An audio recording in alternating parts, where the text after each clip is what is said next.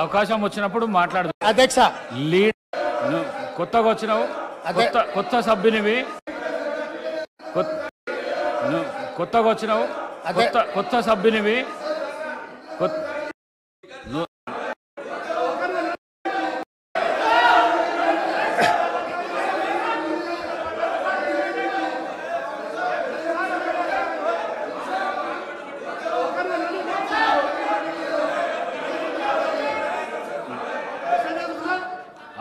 అవకాశం వచ్చినప్పుడు మాట్లాడదు అధ్యక్ష. లీడర్ ఆఫ్ ది హౌస్ మాట్లాడేటప్పుడు అధ్యక్ష, లీడర్ ఆఫ్ ది హౌస్ మాట్లాడేటప్పుడు డిస్టర్బ్ చేయకండి. మీకు అవకాశం వచ్చినప్పుడు మీరు మాట్లాడండి. కొత్తగా వచ్చినావు, కొత్త సభ్యునివి, కొత్త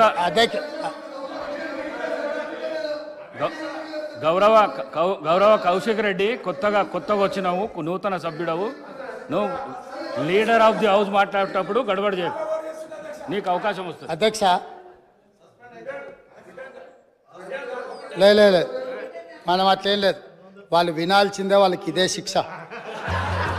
వాళ్ళని ఎవరిని బయటికి పంపను, ఎవరిని పంపొద్దు అధ్యక్ష. దయచేసి మీకు విజ్ఞప్తి చేస్తున్నా, వాళ్ళని ఇక్కడ కూర్చోబెట్టి కఠోరమైన నిజాలు వాళ్ళు వినడం ద్వారా వాళ్ళలో పరివర్తన తీసుకురావాలన్నదే ప్రభుత్వం యొక్క ఆలోచన.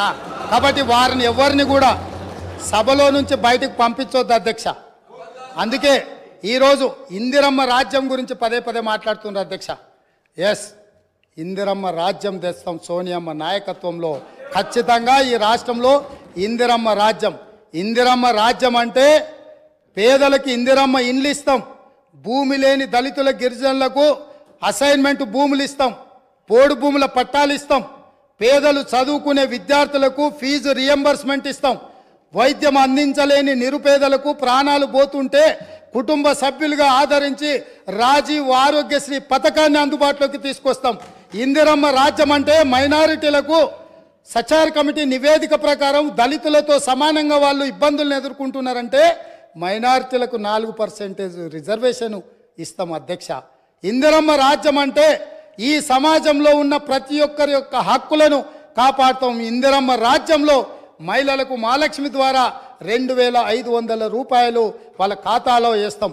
500 రూపాయలకే సిలిండర్ వాళ్ళకి ఇస్తాం. అదేవిధంగా ఇందిరమ్మ రాజ్యంలో వాళ్లకు ఉచితంగా బస్సులో ప్రయాణం చేసే అవకాశాన్ని కల్పిస్తాం. ఇంకా చాలా విషయాలు ఇందిరమ్మ రాజ్యం గురించి చెప్పాల్సిన ఉన్నాయి, అవి చివరిలో చెప్తా అధ్యక్ష. ఈరోజు కేటీఆర్ గారు